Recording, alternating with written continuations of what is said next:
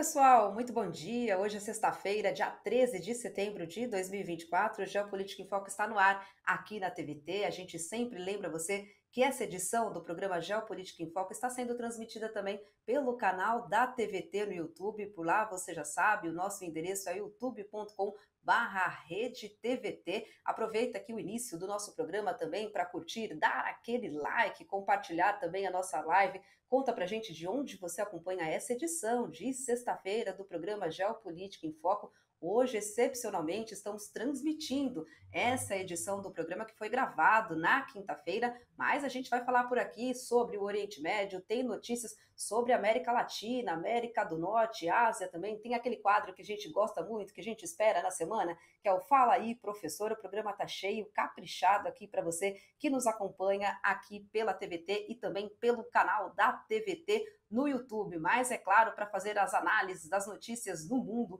eu não estou sozinha, já está conectado, plugado aqui comigo o nosso professor também, agora nosso, já é da casa, João Cláudio Platinic Pitilo, ele que é pós-doutor em História, pesquisador do Núcleo de Estudos das Américas na Universidade do Estado do Rio de Janeiro, também é escritor e analista de conjuntura internacional. O professor ficou aqui com a gente ao longo da semana todinha, começou na terça, o professor aqui com a gente. Professor, muito bom dia, seja bem-vindo. Bom dia, Naama. Bom dia a todos e todos, companheiros aqui da TVT. Prazer estar mais um dia aqui com vocês. Vamos avançar. Hoje a pauta está bem recheada de assuntos interessantes. Bem recheada, e a gente começa aqui o nosso programa com notícias da América Latina. Vamos lá.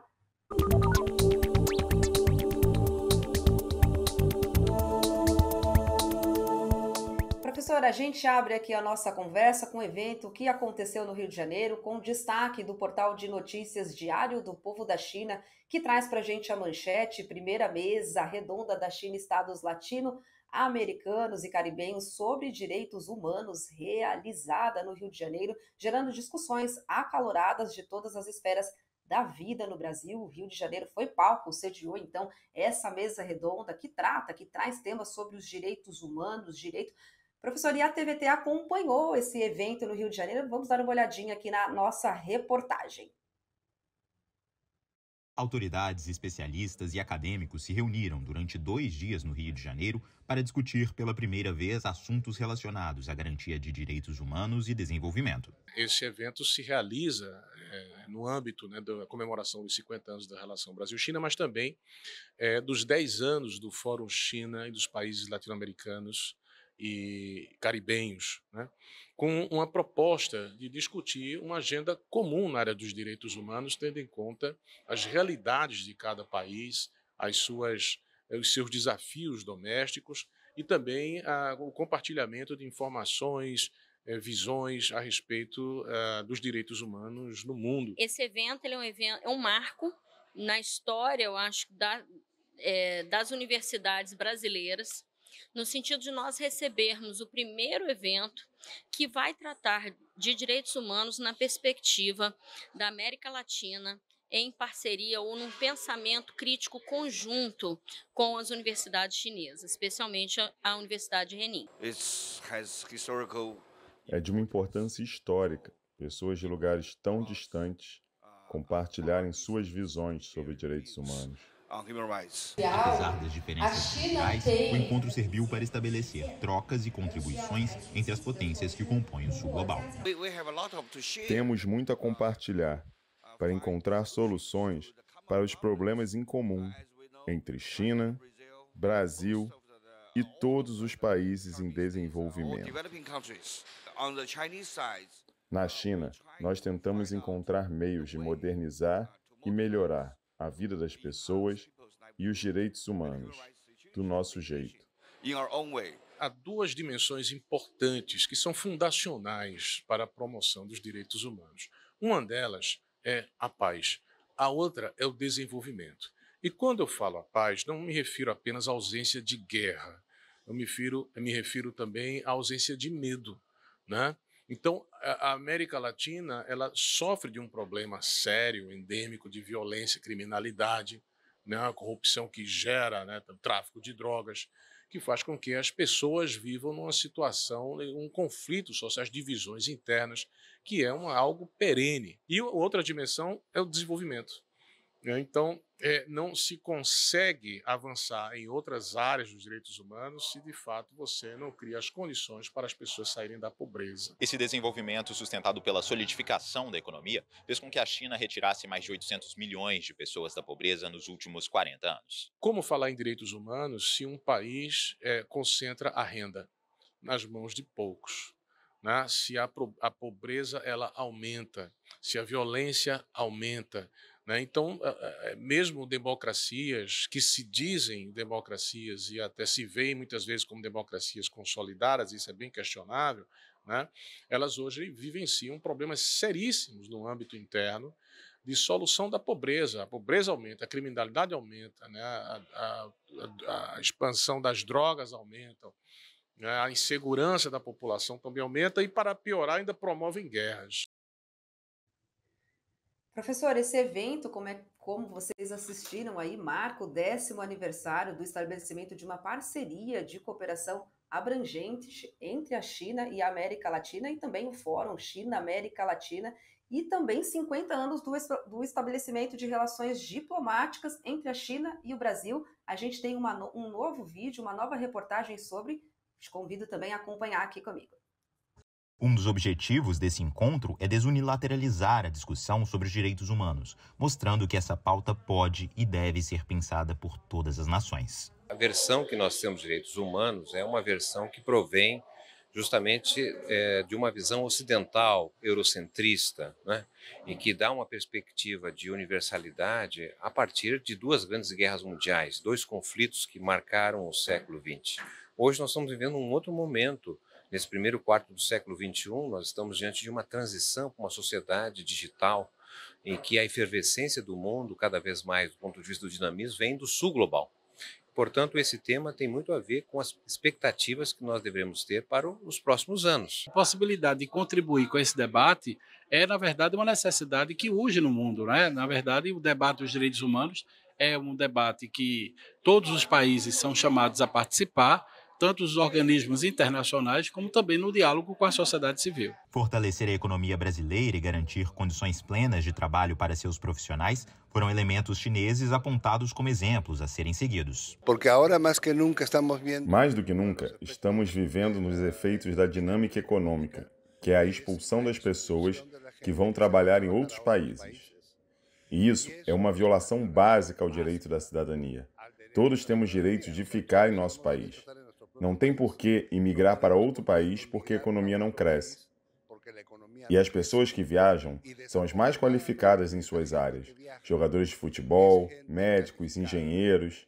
E com essas pessoas que migram, migra também nossa capacidade de desenvolvimento, seja no futebol, na medicina, onde seja. Migra nossa capacidade de desenvolvimento. Nós estamos passando por grandes transformações e temos que adaptar essa economia que na China é dita como desenvolvimento com qualidade e aqui no Brasil também procura-se reduzir a desigualdade social. Garantir saúde, habitação, previdência social, isso é um direito que a população tem que ter. A ideia é que esse seja o primeiro encontro para um compromisso mútuo entre os países para ampliar a perspectiva do que são os direitos humanos. Justamente é que a partir da reunião de diferentes segmentos e de diferentes países, possamos, na verdade, construir uma grande frente em torno do repensar dos direitos humanos, que, imagino eu, não seja apenas e tão somente a visão que vem do norte global. Durante o evento, a primeira violação de direitos humanos da época da ditadura militar brasileira com repercussão internacional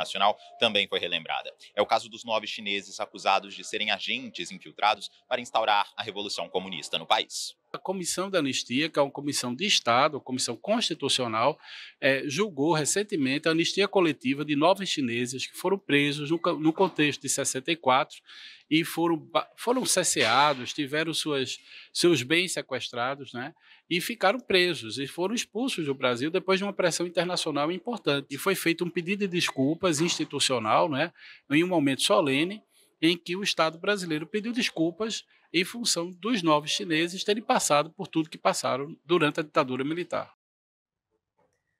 Professor, com todos esses destaques, qual que é o saldo desse encontro, desse seminário no Rio de Janeiro, professor? Naoma, essa iniciativa desse seminário, nós podemos dizer que ela é histórica, porque pela primeira vez nós vamos discutir direitos humanos pelas similitudes do Sul global.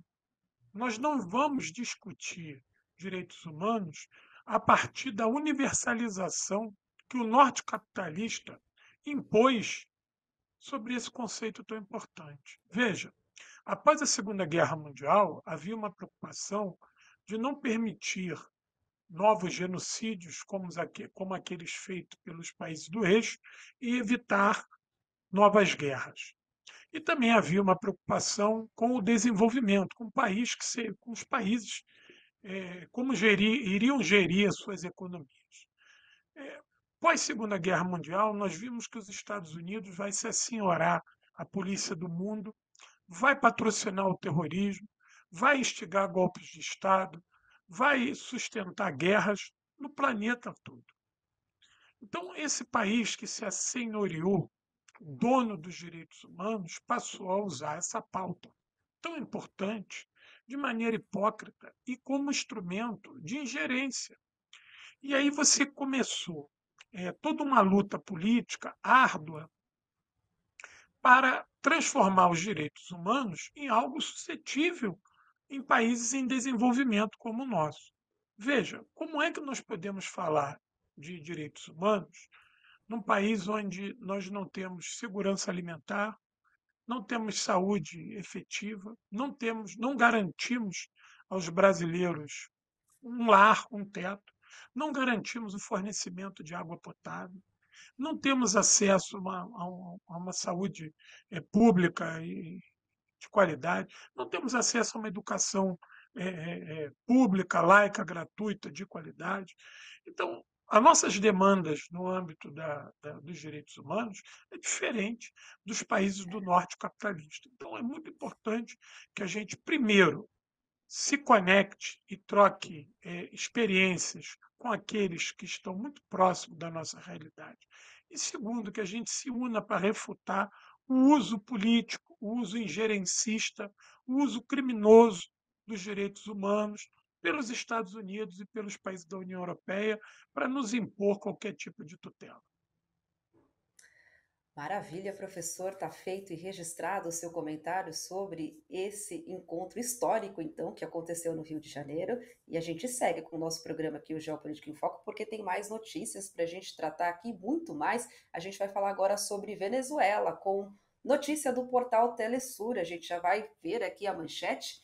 Presidente venezuelano aprova a criação da primeira internacional antifascista. Olha só que importante. Vamos ver com o professor aqui como é que você analisa essa iniciativa, professor, em conter tendências extremistas e quais desafios também a internacional antifascista pode enfrentar, professor, para ganhar apoio e relevância global também. Naoma, eu vejo o presidente Maduro muito firme e muito assertivo em querer discutir essa pauta. Há um claro avanço do fascismo, né, do neofascismo pelo mundo. Na América Latina, esse neofascismo se caracteriza de várias maneiras. Nós vimos que a guerra da Ucrânia tem pitadas de reorganização fascista por parte do governo ucraniano. Nós estamos vendo como é que esses movimentos voltaram a crescer na Europa Ocidental, inclusive no espaço pós-soviético. Então é importante demais que a gente discuta esse tema, porque tem muita gente boa aqui na América do Sul, aqui na América Latina, que não está atenta a isso, que acha que isso é uma ilusão, que isso é um fantasma, e não é. Nós precisamos usar os conceitos corretos, precisamos dar nome aos bois. Não é pura e simples uma oposição, são oposições fascistizadas que fazem uso da violência extrema, que são pessoas misóginas, são pessoas racistas, são pessoas que pregam o extermínio do outro. que pregam a não política. São pessoas homofóbicas, são pessoas que usam a sua retórica, principalmente da rede social, não para contribuir para o debate político, mas para destruir. E o que, na verdade, eles querem é construir um mundo cada vez mais perverso, onde a exploração dos mais humildes seja mais acentuada.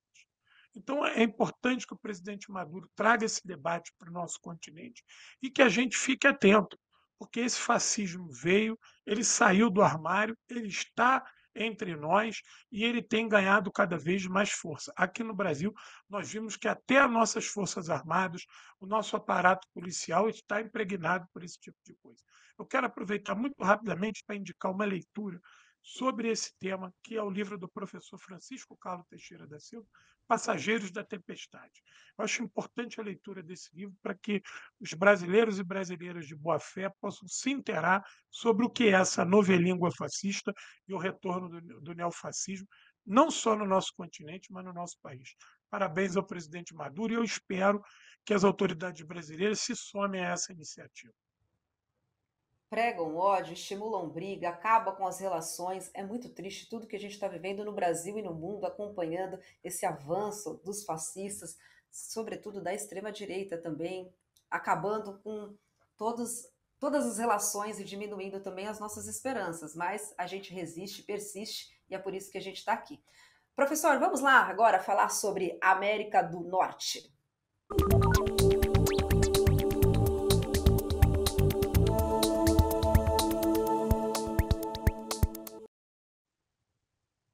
Olha só, dando sequência a esse nosso diálogo, a essa conversa, a gente traz aqui agora a matéria do Washington Post, que traz a manchete: Trump alimenta suspeitas sobre tentativa de assassinato, aumentando temores de mais violência lá nos Estados Unidos. Professor, as eleições nos Estados Unidos se aproximam, dia 5 de novembro. Nós assistimos essa semana, acompanhamos, também discutimos aqui no Geopolítica em Foco, o primeiro debate na TV entre os candidatos à Casa Branca, Kamala Harris e também Donald Trump.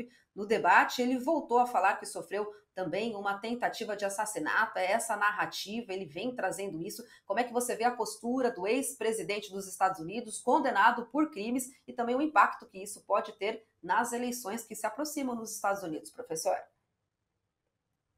No último debate entre Trump e Harris, ele mentiu 33 vezes. Uma pessoa que mente 33 vezes num debate faz isso de maneira sistemática. A produção dessas mentiras em escala industrial é o novo padrão político dessa direita fascistizada que nós acabamos de falar do Fórum Venezuelano, que é para combater esse tipo de coisa. Trump, de maneira irresponsável, tenta se vitimizar de um processo no qual ele e os republicanos são sócios, que é o armamentismo indiscriminado da sociedade estadunidense, que é extremamente violenta. Nós sabemos que esses republicanos são os mercadores da morte.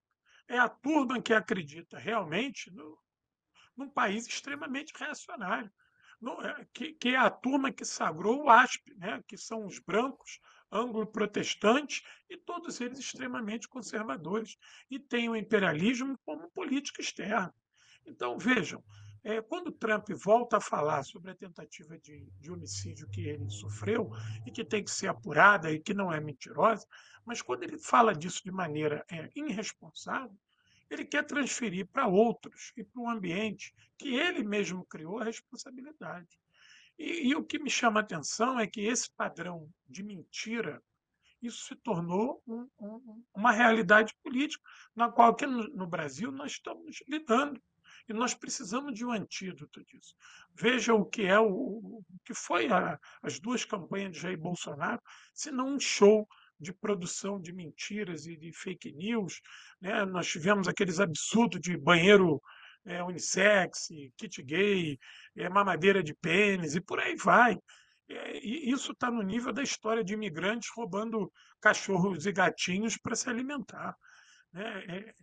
Há de se observar que o ambiente político a qual muitos de nós conheceu e foi treinado, esse ambiente político está em franca deteriorização.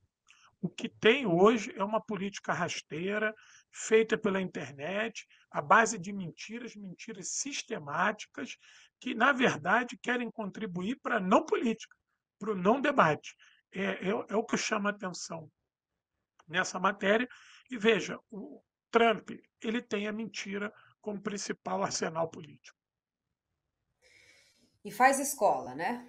Infelizmente faz escola, mas a gente assistiu no debate ele sendo desmentido pelos âncoras ali, já checando, trazendo informações, contribuindo para que os eleitores realmente ali tomem nota, né, do que realmente acontece com as questões que ele traz ali polêmicas sobre imigração ilegal. Ele se apropria de um discurso mesmo muito negativo, com mentiras, com teorias da conspiração, e a gente espera também que os Estados Unidos, os eleitores dos Estados Unidos consigam aí compreender o que faz Donald Trump por lá. Professor, chegou a hora aqui no programa Geopolítica em Foco daquele quadro que a gente espera bastante, que é o quadro Fala aí, Professor, e a gente traz hoje a pergunta da internauta Iracema Borges Dias Martins, ela que é de Jacareí, em São Paulo, e ela pergunta o seguinte aqui, ó. Professor, o conceito de sul global, como surgiu, quais países fazem parte e o que ele representa como força política? Então, fala aí, professor.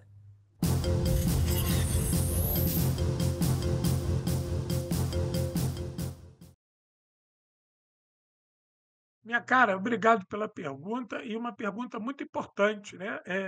É uma pergunta que está batendo na chapa. Veja, o conceito de sul global hoje é usado para definir aqueles antigos países que nós chamávamos de países em desenvolvimento, ou também conhecido como em outrora, países de terceiro mundo. Esses países são os países que estão à margem desse desenvolvimento dos países capitalistas do norte, ou chamado países do capitalismo central. São países que muitas das vezes foram vítimas do colonialismo e que têm a marca do subdesenvolvimento como principal entrave para o seu crescimento econômico. São países que estão sob julgo desse imperialismo e que têm dificuldade de ter soberania política, de ter soberania alimentar, de ter soberania na área da saúde, e que têm uma grande dependência, né, de know-how e de importação de produtos e mercadorias sensíveis para o bem-estar do seu povo. São países que têm também dificuldade em edificar um estado de bem-estar social e, por isso, hoje concentram, né, uma grande parte da população mundial, são responsáveis por índices baixos de IDH, o Índice de Desenvolvimento Humano.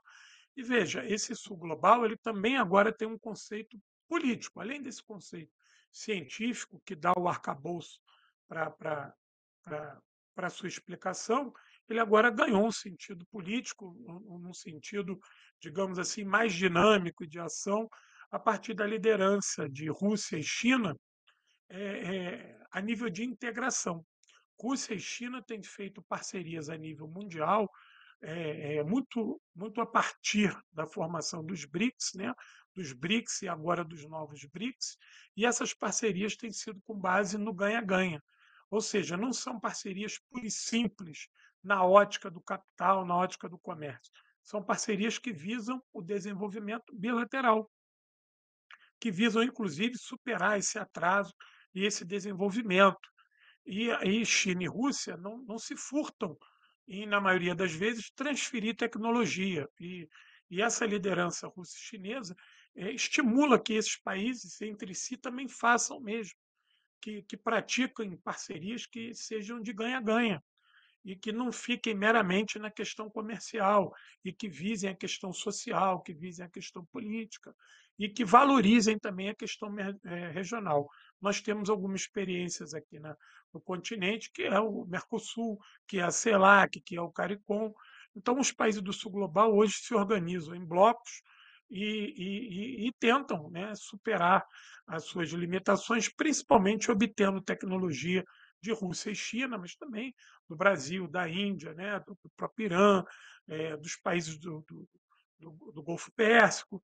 Esses países hoje têm gerado relações muito mais fraternas, muito mais positivas do que aquelas que eram feitas com os países do capitalismo central. Por quê? Porque esses países eles mantiveram o processo de dependência em voga quando se negaram a transferir tecnologia ou se negaram a estimular a esses países do sul global que pudessem se organizar de maneira independente.